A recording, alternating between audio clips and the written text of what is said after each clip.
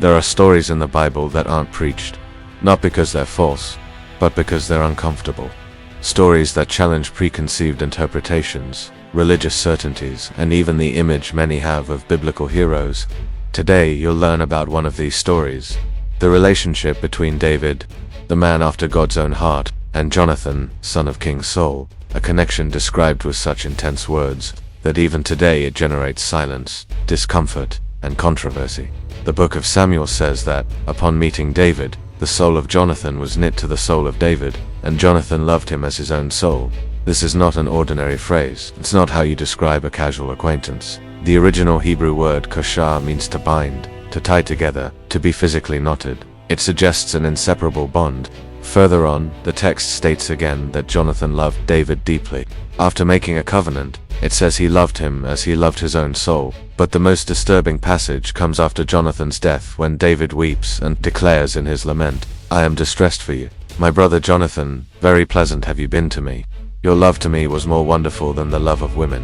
Stop for a moment. Think about it. How many times have you heard this specific verse explored in a Sunday sermon? How often is this passionate declaration broken down from the pulpit? The silence surrounding it is deafening.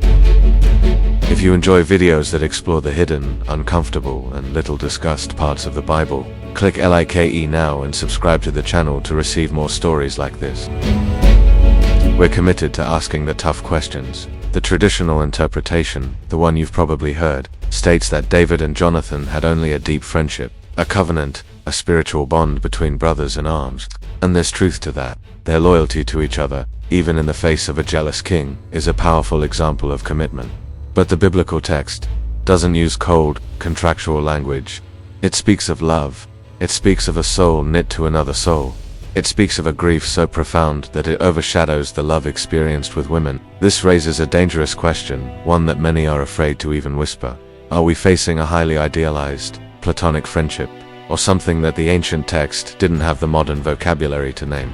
Is it possible that our contemporary categories of friendship and romance are too simplistic to contain the depth of what these two men shared? So why do so many churches avoid this topic? Why is this profound story of love and loyalty so often glossed over or sanitized? The reason is simple: it escapes control.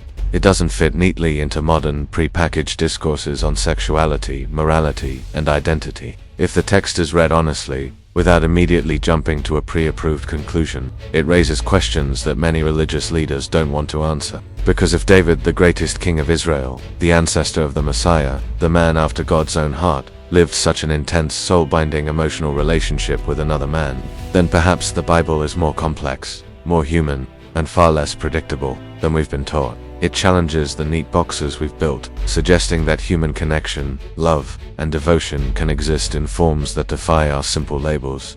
Notice what happens with this theme. It is not refuted with scripture. It is not explained away with historical context. It is ignored. It's met with silence. And that silence is a choice. Silence does not mean that the text is irrelevant or that the question is invalid. It means that the text threatens rigid interpretations and challenges the status quo. It's easier to pretend that difficult verses don't exist than to grapple with their implications. Perhaps the problem is not with David and Jonathan.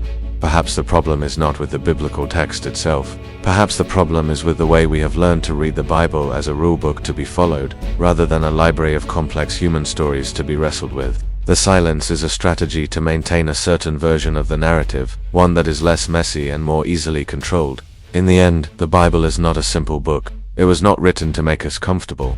It was written to confront us. It's filled with flawed heroes, complicated relationships, and passages that defy easy explanation. And perhaps true, living faith is not the kind that avoids difficult questions, but the kind that has the courage to face them head-on. The relationship between David and Jonathan does not offer easy answers. It doesn't provide a clear-cut label for their bond, but it does something more important. It compels us to ask, how much of our faith is built on the actual words of the text, and how much is built on centuries of interpretation, tradition, and the things we've been told we're supposed to believe. It forces us to be more honest readers. If this video made you think, question, or even feel a little uncomfortable, then it served its purpose. True exploration happens outside our comfort zones. Click like if you agree, subscribe to the channel, and be sure to activate notifications to continue exploring the dark, hidden, and controversial stories of the Bible with us. Until the next mystery.